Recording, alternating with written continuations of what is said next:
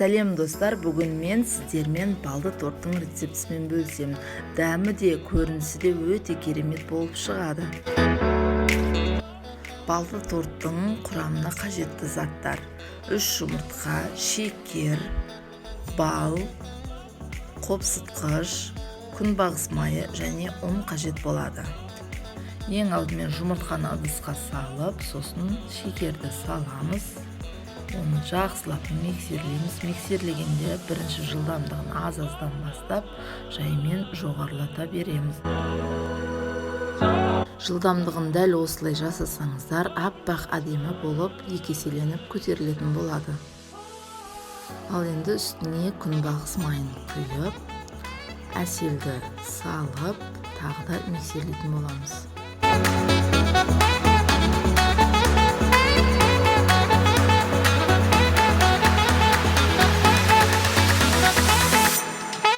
Жақсылап миксерлеп болғасын, енді үстіне қопсытқышты салып және ұнды илектен салып, жұмсақ қамыр илейміз.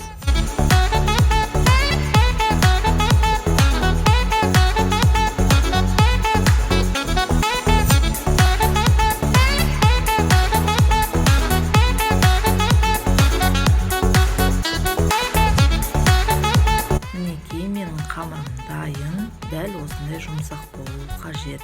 Ал енді осы қамырды 3 бөлікке бөліп аламыз.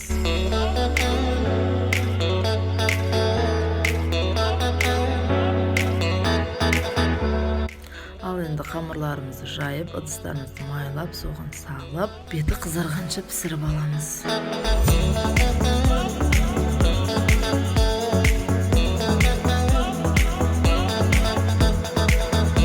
Менің корждарым дайын, үшеуінің де көлемі бірдей болып шықты. Ал енді жан-жағынан кішкене бөліктерден бөліп аламыз. Ол бөліктерді біз майдалап, ұнтақтап, бетіне себетін боламыз.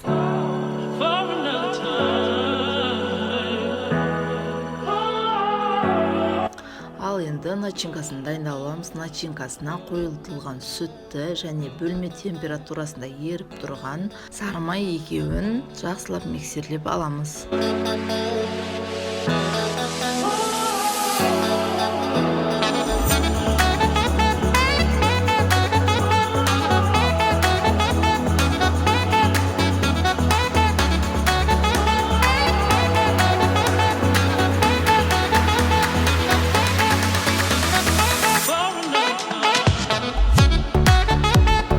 Корждарымызды осылай пышақпен кесіп шығамыз, өйткені кремі жақсылап сіңуі үшін. Әр коржға 3-4 қасықтан кремін салып, жұқалатып жағып шығамыз.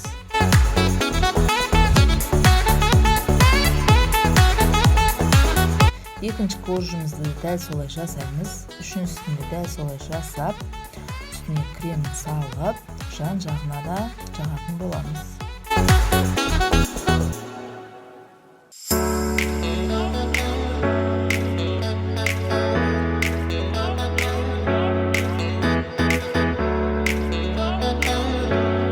Корждың бөліктерін енді жақсылап майдалап аламыз.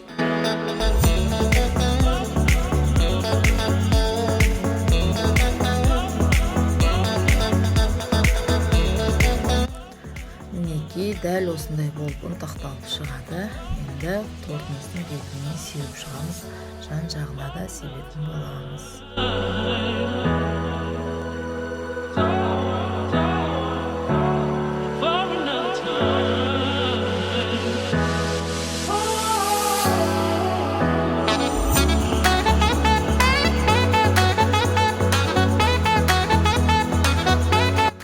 Менің балды тортым дайын.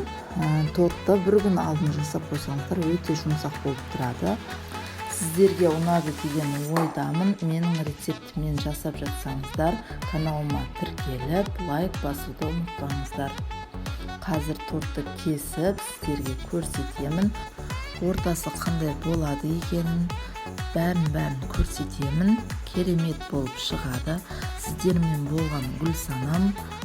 Каналыма тіркелуді ұмытпаңыздар. Сау болыңыздар.